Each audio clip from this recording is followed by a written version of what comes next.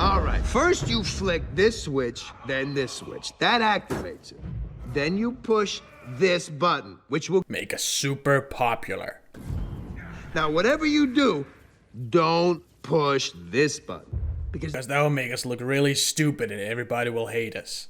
Now, repeat back what I just said. I am Groot. Uh-huh. I am Groot. That's right. I am Groot. No! I'm coming through kind of quiet on mine. It shouldn't be a problem, though. Anyway, yeah.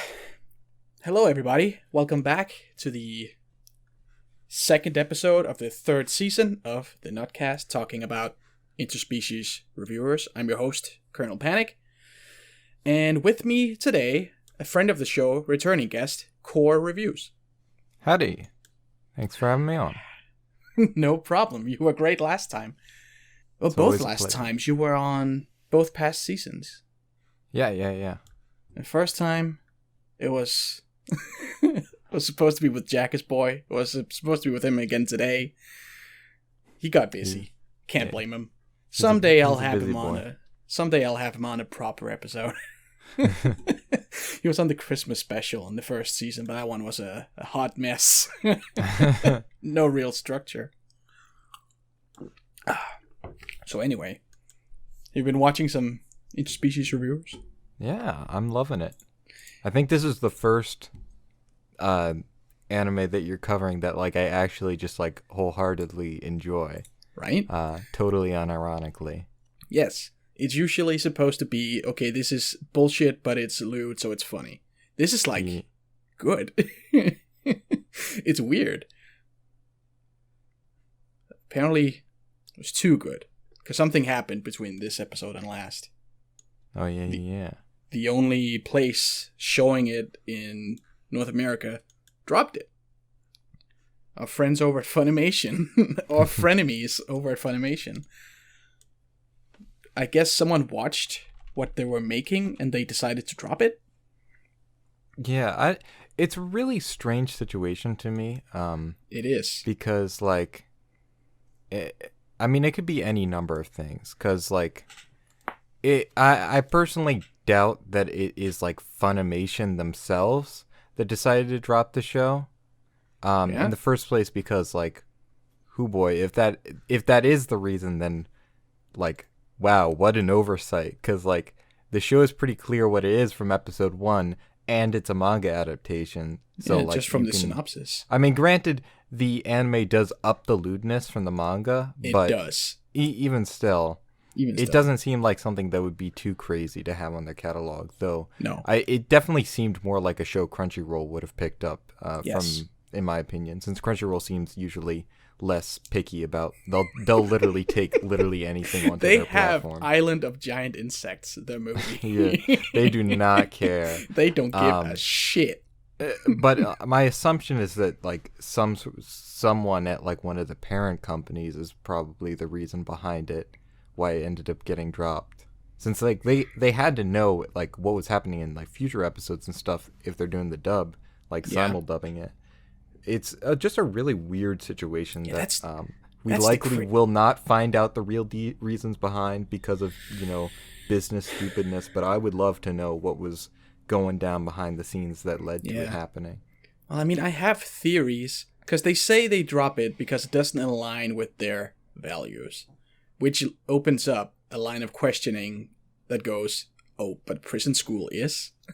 Yeah. Have you seen this it's show? then what are your values? Yeah, if it's oh, there's sexual harassment in the show.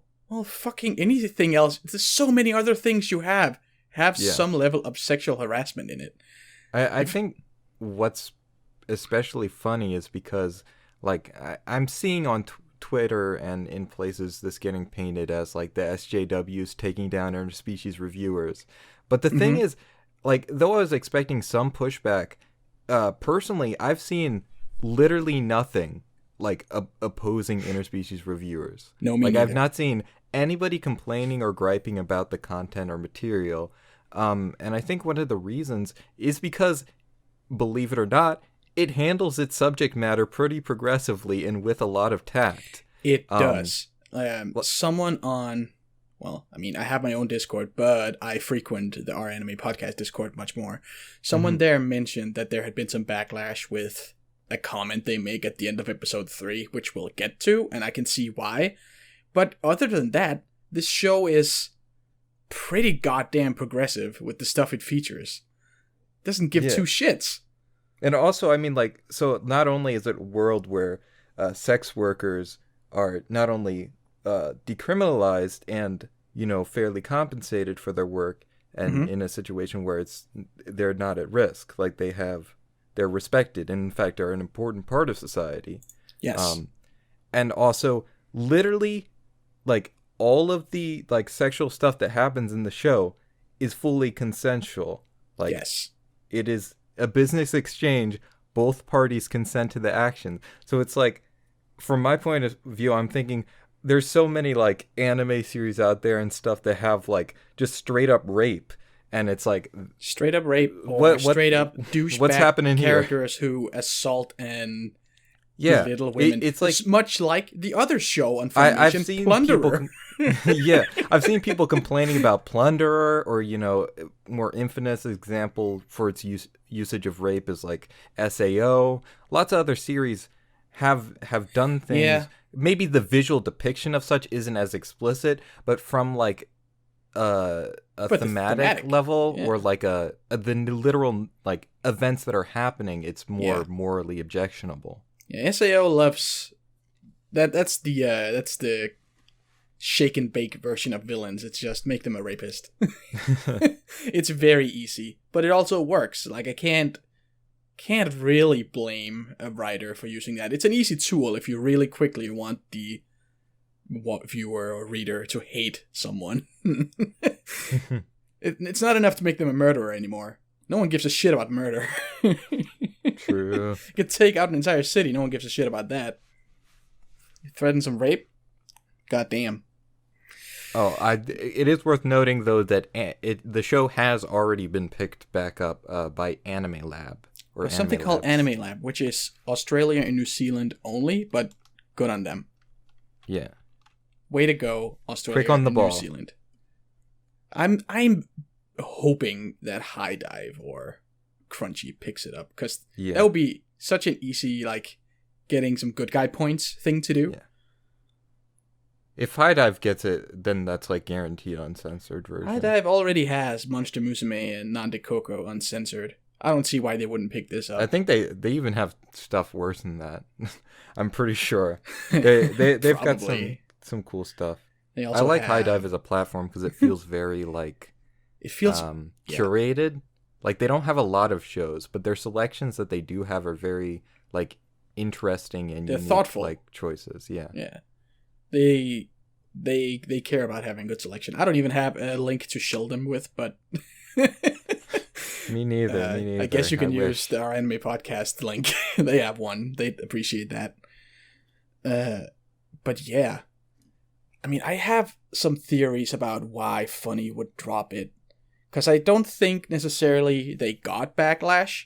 I think they were afraid of backlash, especially with everything that's gone on this last year. Right. With I try not to talk about it because I don't want to, like, it's hot water. But the whole Vic thing, it's like, no matter who you support, no matter which side you support, they look bad.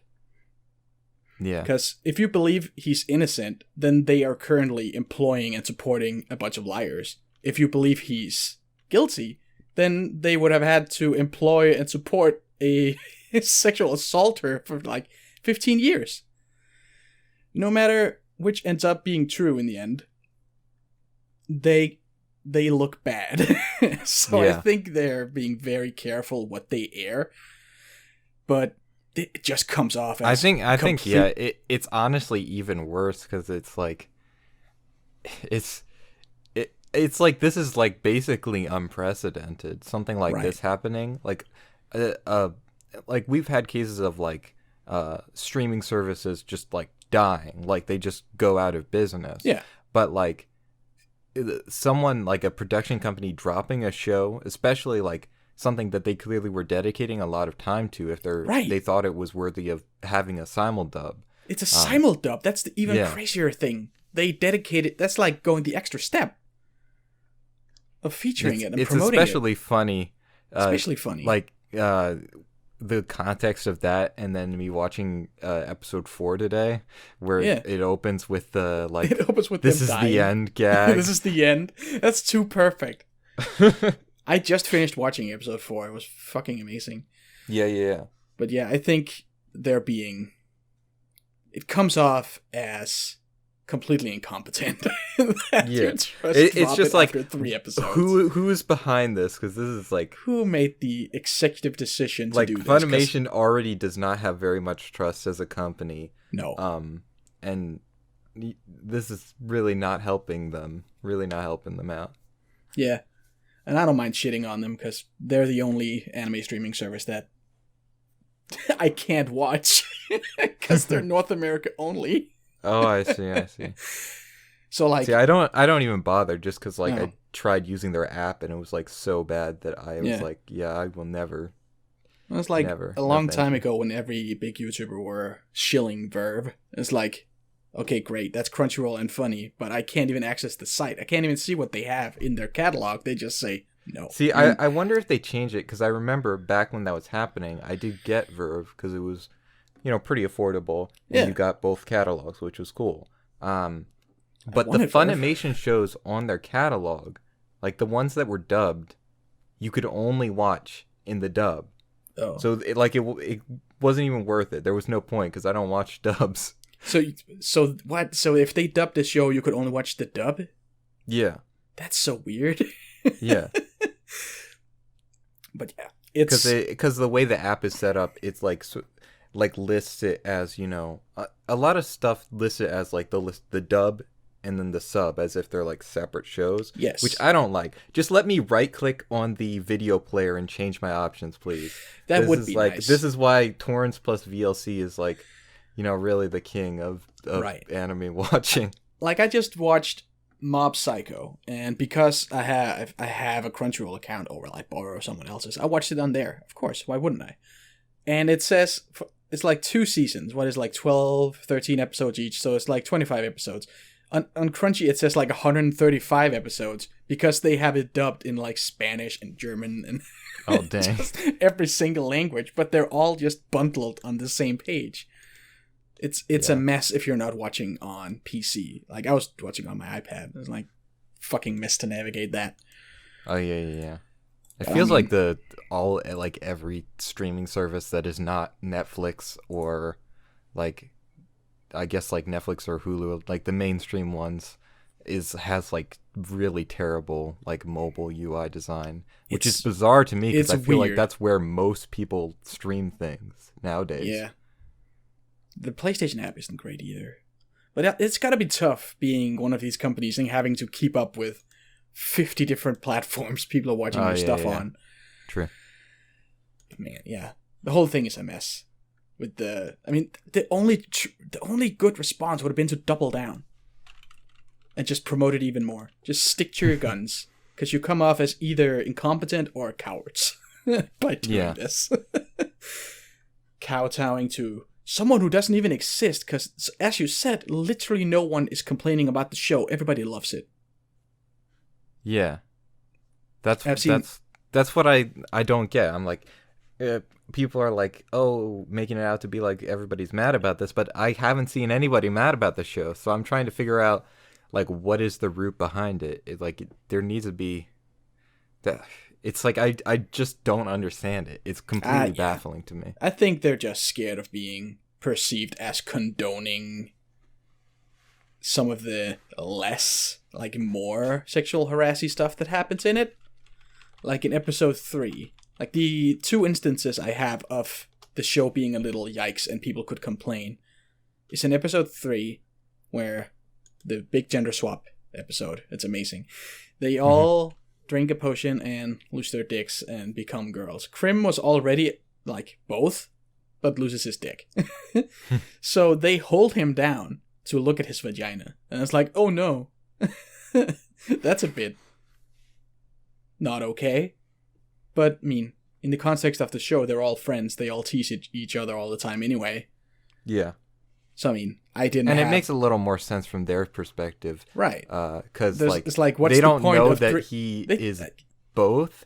Right, so also from their didn't know. perspective, it's like it's more like trying on a different set of clothes. Like Right. it's not as intimate because it's not really your body. It's like they all have like in their mind, it's like they've borrowed a vagina.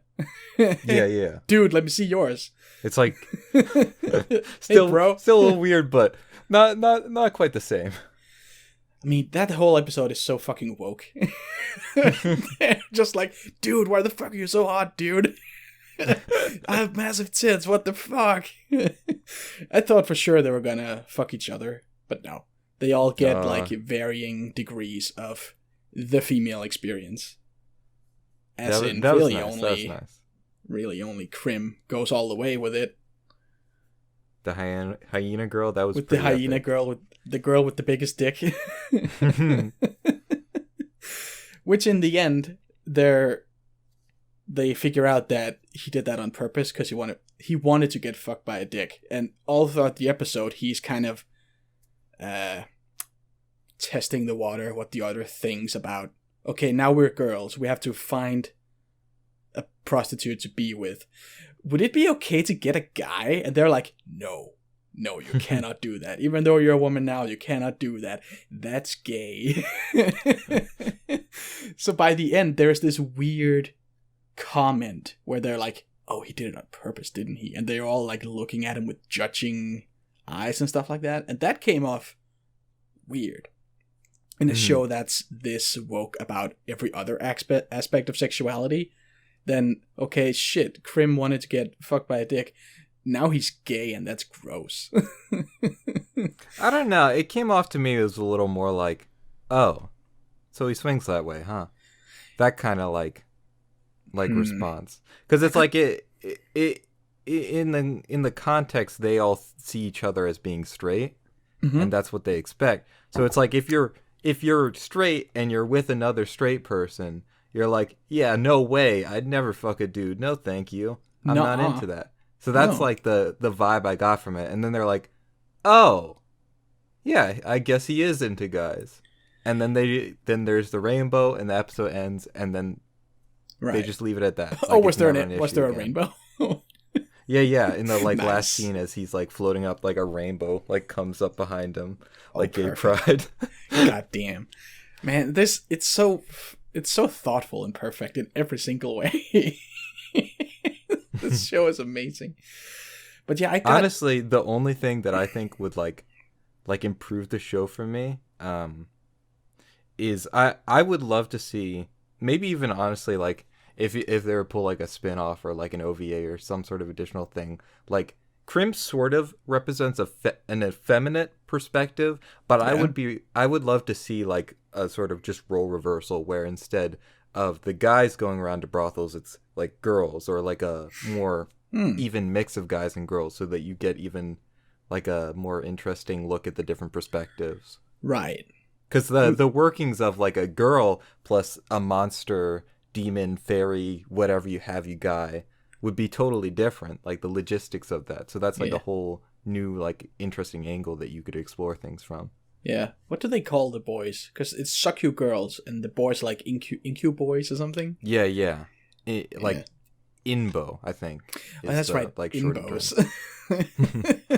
Like, that's a little like bozo. It sounds a little stupid. But I mean, I guess that's kind of what we got in the third episode, where they're all like, oh shit, we should try it as a girl. That would be interesting. So the human guy is very scared of doing anything too extreme. He just gets like, I mean, I guess, I don't know, do you still call it being jerked off if it's a girl? He gets masturbated. And the halfling guy gets, he's with a vibrator. Another halfling. Another like halfling, and they use a vibrator. Yeah.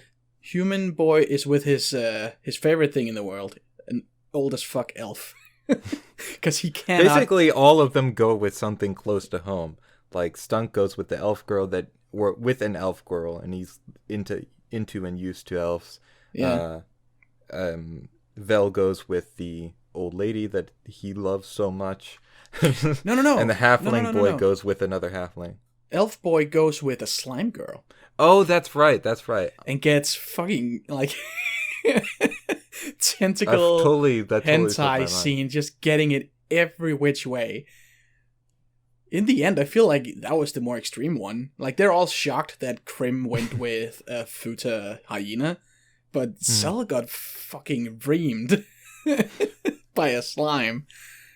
If I remember the episode right, now that you wrung my memory, it's they said that the slime is actually like the most popular for first timers because it's it's They it's can slime, change. it's soft, They it's not can- gonna hurt you. Yeah. It's not like solid or forceful. So Yeah, I it's mean, appealing they can for change to newbies. fit you. Yeah. Yeah. Well, yeah, they were all like, okay, this is already different enough that we're girls. We're not going to go with anything crazy Shakyu girl-wise. Except Krim goes for the big dick hyena girl. Who's so fucking dank. I mean, it's like, move over, B-stars. Jesus Christ. Bro. She's so... Her design is great. It's like just the right amount of trashy, too. She's like wearing a bikini top and smoking. Fucking amazing. No, I love it. And that's, yeah, I mean, that is the episode that truly cemented how much looter the show is than the manga. Yeah, it's funny because it's like, like literally this episode is like there's solid like 5 like continuous minutes of just sex. Yes, it is very explicit, which we appreciate. We stand. Yeah, but we stand. But yeah, I mean, in the manga, the reviews are all just a picture of the page that they write. They can't do that for the anime, so they have them read it and then they animate sex scenes on top of it. Yeah, which all look great. Like, were you on the Digi episode where you talked about this? Yes, I was. Yes, because I listened to that and you were all very impressed with it too. And one line stuck out to me, which is also something I repeated on last episode. Is like, I can tell that the team making this love it. Yeah, 100%. So much passion. The animation is all smooth and bouncy. The art is colorful and vibrant. It's so much. It reminds me of like a Doga Kobo production in that way. It's like Dumbbells. Also in the fact that it has the best mix of OP and ED this season. Doga Kobo, but with less lollies. Less lollies, more actual sex, but the same, like, soft, bouncy art style and very smooth animation at times.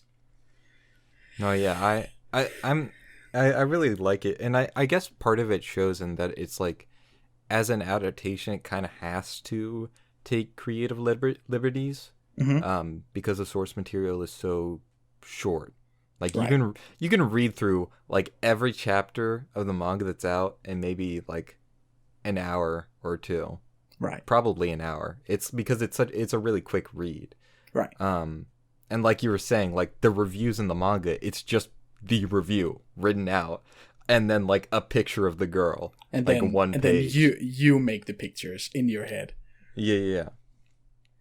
Whereas in this, they expand it. I was expecting it to be more like, because of the second episode with like the bowling thing. Yeah. I was expecting them to do more like metaphors. That. Yeah. More just visual metaphors for sex. But they're just like, nah, we'll just do actual sex instead. That's in better. episode 3, they just do straight up sex. And in the 4th one, they kind of do both. Where like we see them get fucking destroyed by demon girls. And then they also do visual metaphors for the reviews later, because they're all fucking drained. So the one is like a withered tree, and the zeros are like dried up lakes. Yeah. That was quite funny. But that's... Reminded me of the Futurama episode, actually. Snoo Snoo. Death by Snoo Snoo. The mind is willing, but the body is weak. That is amazing. But yeah, that's another thing it does. It's like it tackles hentai doujin tropes, which one of the very common tropes in hentai is the guy getting like drained. It's like he nuts like 7 times, which is impressive to say the least. So here's like a brothel that says, okay, you can't leave until you're dry. And it doesn't matter if you cry or scream or pee, they will keep going because they're like a subspecies of succubus called lilims, which are just incredibly sexually aggressive, like literally humping the window, just dripping. It seems like from how I understand or at least how they logicked it, it's like there's different like ratios of succubus. Yeah, like there's more like full-blooded succubus, because like the idea, or at least what they say is like quote unquote probably the case, is that all of the like sucky girls, all the you know, brothels and stuff they go to, all of them have some degree of succubus blood in them. Yeah, but it's like it varies the degree of which. Yeah, so we come super close to our main characters actually dying, only saved by the arrival of 100 orcs. Well, literally 100 ugly bastards come to save the day. Like the piggy guys just run in, and the girls are elated, and they toss our main characters out just before they die. But yeah, it's like that fantasy of being just locked in there until you're dry. It's like that would actually not be cool. No, it would be hell. It would be hell. It would be hell. And he says like the first 30 minutes were cool, and then it's just torture. Oh yeah, they get a solid 1 and 2 zeros. And the next part was that. Oh yeah, right. The live salamander barbecue. I'm a big fan of this one. This is another aspect I really like, is that the kind of like very natural world building it gets. Right. Yes. Because, like, I mean, you already have the appeal of just seeing how many different types of monster girl they can come up with, and, you know, explain how they work and stuff, and see how they're like visually depicted. But then you also get to, you know, travel all around, because I mean, canonically, the Stunk and Vel are adventurers, so, or Zell, not Vel. They're adventurers, so like that's like their main job, is doing like bodyguarding and stuff like that. Mercenary work. Yeah. The brothel stuff, it's a side gig. It pays for itself. They just found out that they do it out of the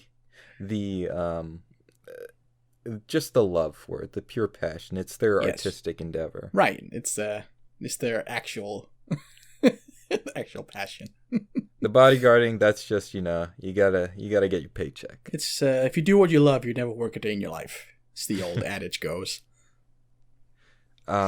But so it's like it was a lot of fun to see, you know, a new environment, since the last few episodes we've been you know, mostly restricted to the main town, and also, you know, getting to see this lovely, hot, in the literal sense, girl.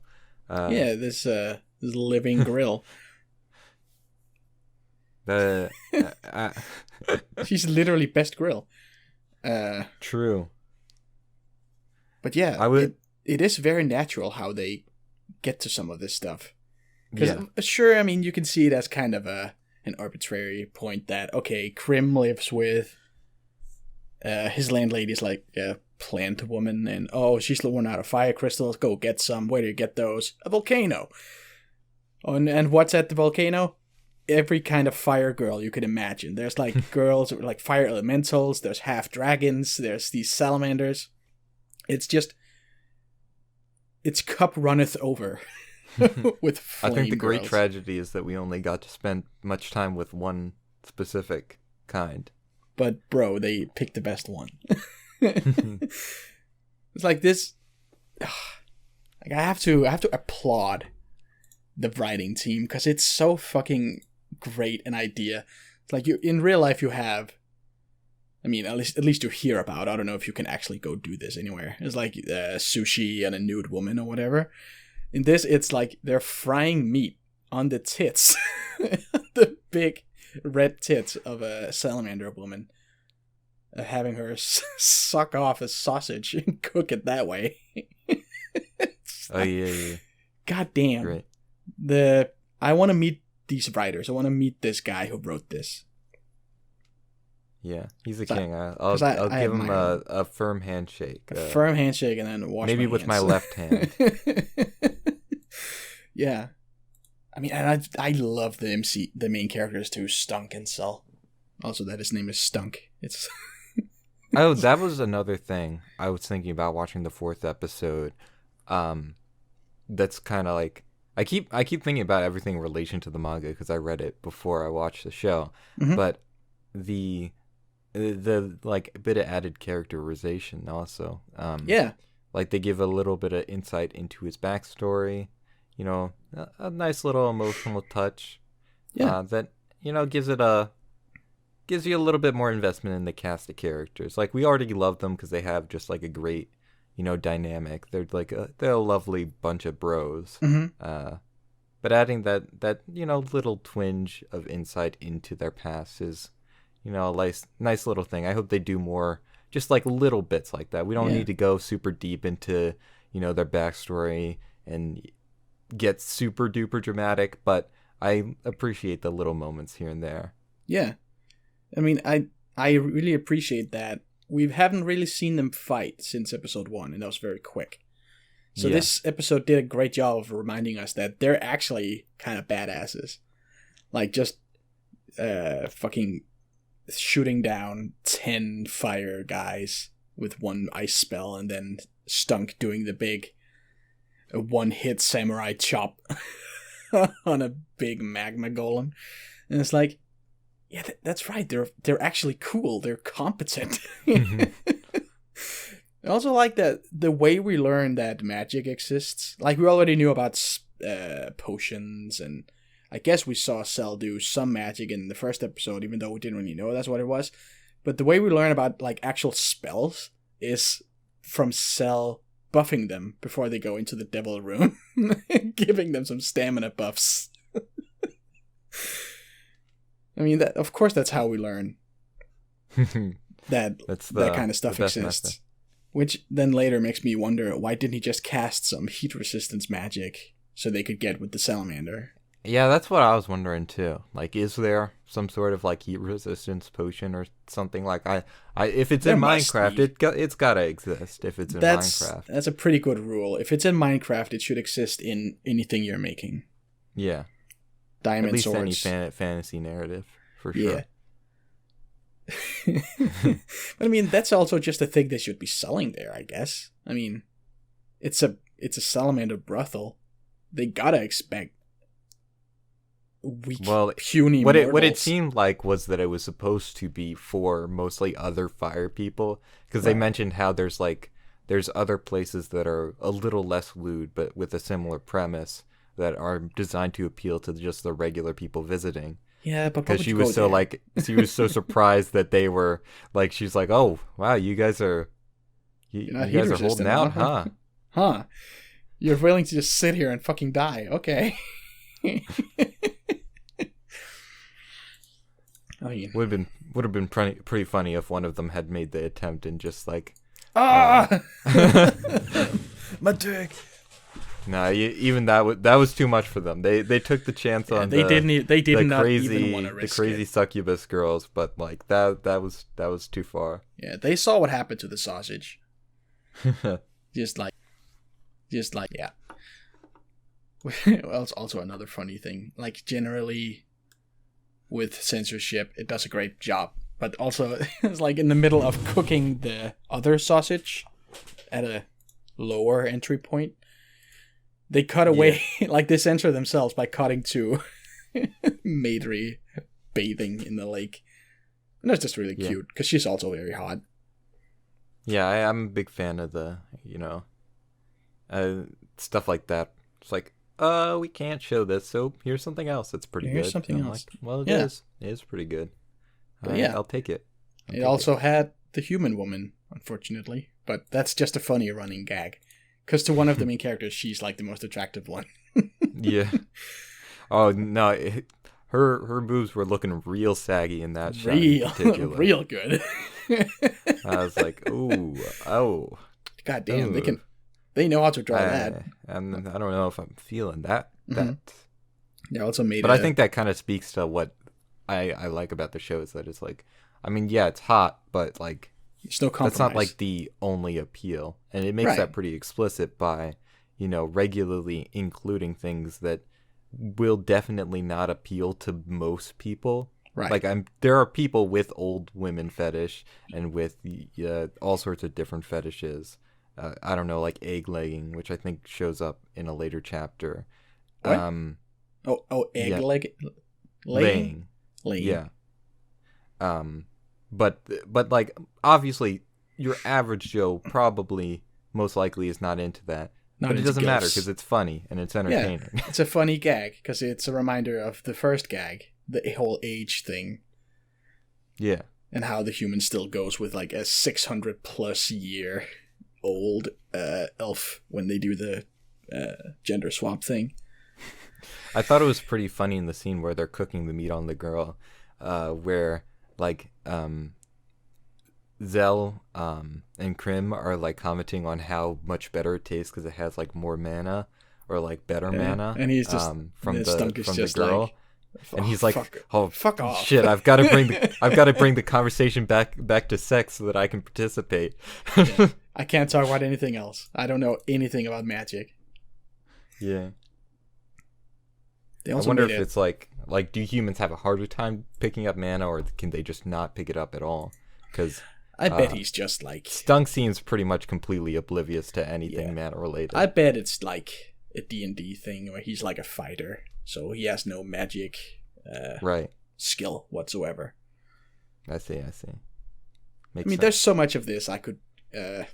Because I'm currently running a D&D campaign where we're meeting monster girls left, right, and center.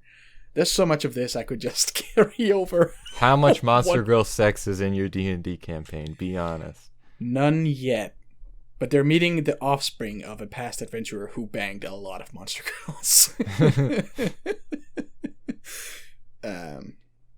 But yeah, they also make a point of showing that the angel, like, he's so innocent, little virgin at the first episode, and now he's got like, he's making comments like, you know what, sometimes going back to a personal favorite is pretty good too. You don't always have to try new things. Having your go-to suck your girl, it works too. He doesn't give a shit anymore. Really a man of taste. He got a taste of the good life. Now he can't stop. He's hooked. So yeah, do you have any wish list for monsters that you... Well, no, you read the manga. Are they gonna cover like your fave? Do you have any strong opinions on monster girls? I don't know that there's any. I mean, usually I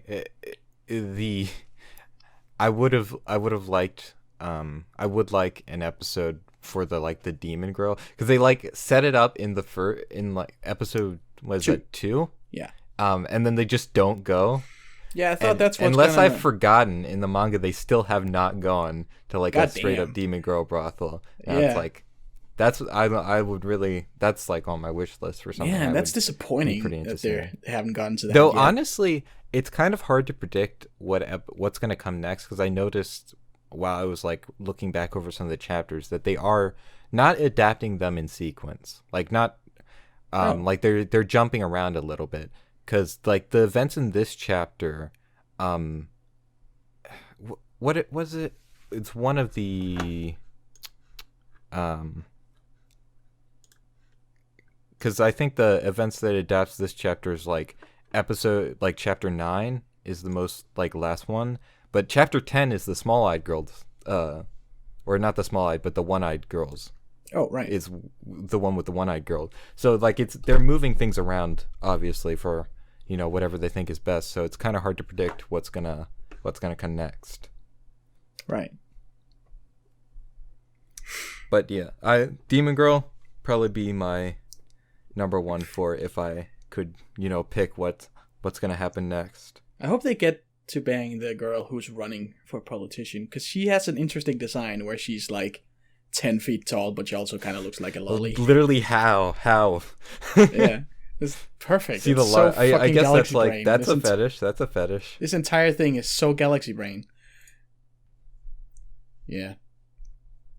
I think that was kind of it for like talking points I had. Are there any shows this season you would like to recommend? Well, everybody already knows about Azokin, I'm pretty sure. Yes. So I don't know if I have much to say about. To be honest, Ishizuzoku is kind of the exception because it's the only show that I've managed to keep up with seasonally. Like Azokin, I'm just waiting for it to end because I want to binge it. Right. Which is my usual okay. So you're strategy. not watching it? Oh, you watched the first episode? I watched the first episode. Right. And now I'm waiting for it to finish. Okay. I can see that. It seems like it's a good binge. For pretty much all the other seasonals, I've only watched like the first episode. So I feel like most people will probably have a better idea of what's good and what's not good. Though I will say, I was pretty into the first episode I watched of Hanako-kun. I enjoyed that one a lot. So okay, I guess that's probably my pick if I'd say something to go check out. I have not seen that. I should probably check it out. That's the ghost at the bathroom thing, right? Yes. Right. I mean, it looks interesting. It has a very distinct art style. Yeah, it's a very, very cool aesthetic. That's the main reason I like it. Yeah. It's very cute. I have it on my list. I just haven't gotten to it yet. Right. Because I've been No, watching I a feel lot that. of backlog stuff like Fate and Mob and stuff like that. A lot of Nah, classics. That's my life every day. I'm like, oh, there's so much that I need to watch. There's and too read. much. That's why I don't Too do much. seasonal review shows every season. That'll be crazy. It's too much. It's too much stuff to Yeah. watch. But yeah. Right. Before we go, you have a YouTube channel. Do you have anything you want to promote? Anything coming up? Anything you just finished? Well, I just put out a video a couple days ago called The Beauty of Anime Shorts, where I talk a little bit about why short anime, particularly I'm talking about like anime short films, like, the ones that are sitting like 5 minutes and then, that's it. How about the one from Fall? What is it called? The Girl from Another Side or something? Yes, I do talk about that in the video specifically. Yeah, it's 'cause I saw Totsukuni no Shoujo. Yeah, because I saw some pictures of that and it looks amazing. No, it's fantastic. I love the manga, but the short is also incredible, and I highly should recommend check that it. out. Who made that? That's Yutaro Kubo, I think. He's done some other shorts, but he directed it in collaboration with Wit Studio. It's Wit. It's Wit. Yeah, I knew it was it was a high profile studio. But it completely flew under I my like that a radar lot. until Like now. having a high profile studio come in and then give like this, experienced short film director, the freedom to just go wild, go crazy. I was a big fan. I'm probably like to going to see go more watch of that. that right now. Because it looks interesting. Yeah, I think that was kind of it. I want to thank you so much for coming on. It's my pleasure. I always enjoy doing this. That's good to know. Because there's another show coming out in summer if I do another season of this. Peter Grill. Oh. It's another Monster Girl show. Much like this Nice. one. I don't know who's making it. It looks interesting.